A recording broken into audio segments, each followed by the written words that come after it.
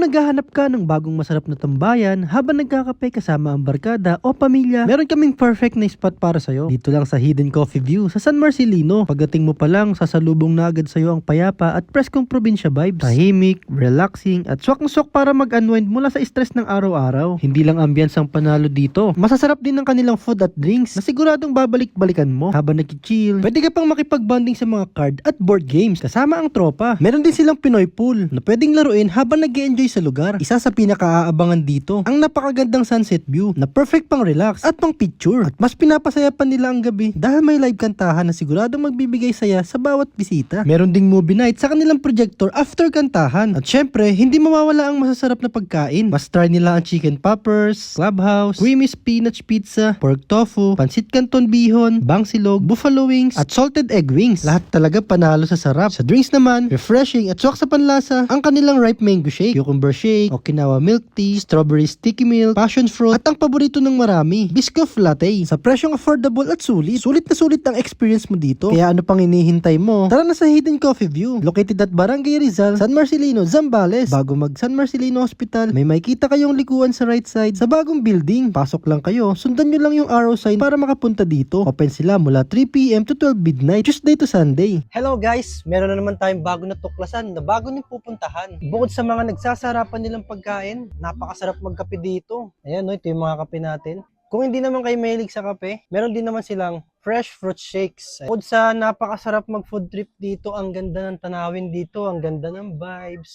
Ganito yung mga gusto kong place, yung probinsya vibes. Pero syempre, nagugutom na ako. Mamaya ako nasasabihin sa inyo kung saan to. Tikman na natin yung mga nagsasarapan nila mga pagkain. Siguro drinks muna pala tayo. Ito yung mango shake. Grabe, napakasarap ng mangga ngayon dahil panahon ng mangga eh. Refreshing. Ito naman yung cucumber shake. Fresh na fresh, hindi siya yung powder na ginamit. Kung mahilig naman kayo sa milk tea, meron tayo ditong Okinawa. Yummy. Meron silang sticky shake. Ang flavor nito ay strawberry. Ito bago sa panlasa natin to. Grabe, lasan-lasa yung strawberry niya. Naku, ang dami yung dapat tikman dito. Sa drinks pa lang. At sa mga mahilig sa kape, ito naman yung kanilang Biscoff latte. Tama na, baka hindi ako makatulog mamaya. Ang sarap na ito guys, try nyo yung Biscoff latte nila. Ito naman yung passion fruit. Game na guys, dito naman tayo. Siyempre, food trip pa na tayo. Ito muna yung titikman natin yung pansit bihon canton. Ayos dito guys, kumpleto dito. Meron ng rice meal, may mga sandwiches, may pansit, merienda. Meron din silang pizza, oh. Ito, oh. Tara, kain tayo. Ayos tong pansit canton mix nila, ha. Yung lasa ng pansit nila, classic na classic. Kung ano yung lasa talaga ng pansit, yun yung malalasahan nyo talaga. Hindi na siya yung maraming nilalagay-lagay. Ito naman yung kanilang chicken poppers. Tikman natin yan. Ang cute nun, liliit, oh. Tama-tama lang to habang nagkakape. Meron kayong snacks. Pika-pika. Meron din french fries. Ito naman yung clubhouse. Grabe to guys, so loaded na loaded, oh. Kita nyo naman, hindi tinipid, oh. Siyempre, pagkakainin natin yan, tatanggalin natin yan. Grabe guys, oh. Tingnan nyo naman, oh. Pakalaki, tingnan nyo, oh. Grabe guys, panalo to.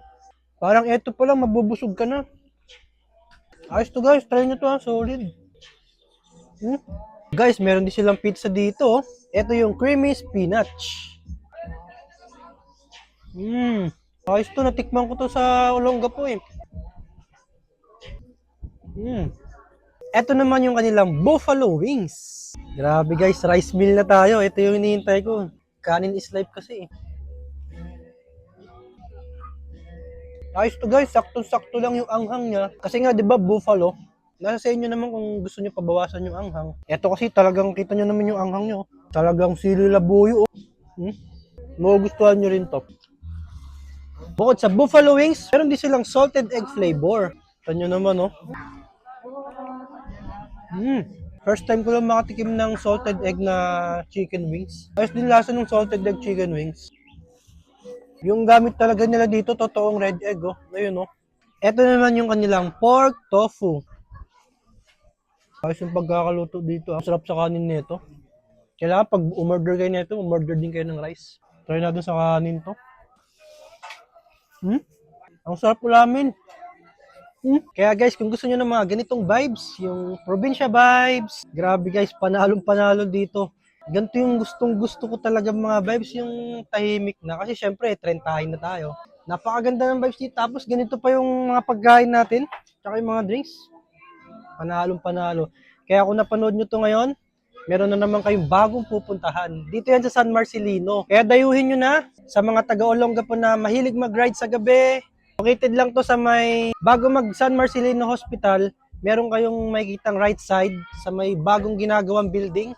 Pasok lang kayo doon, sundan nyo lang yung arrow sign para makapunta dito. Or i-search nyo sa Google Map. 1 minute lang naman yun, yung simula sa National Highway. Meron din sila ditong live acoustic. Papakita ko sa inyo yung vibes. Nandito tayo ngayon sa second floor. Tara. Ayan yung vibes natin ngayon gabi. Napakaganda, 'di ba? Check nyo. Oh, 'di ba? Ang ganda-ganda ng vibes dito. Tapos tignan nyo naman, bukid life talaga dito, napaka-solid. Mas maganda to kanina nung hapon pa, talagang makikita nyo yung sunset, napakapayapa. Kaya guys, kita-kits tayo dito sa Hidden Coffee View.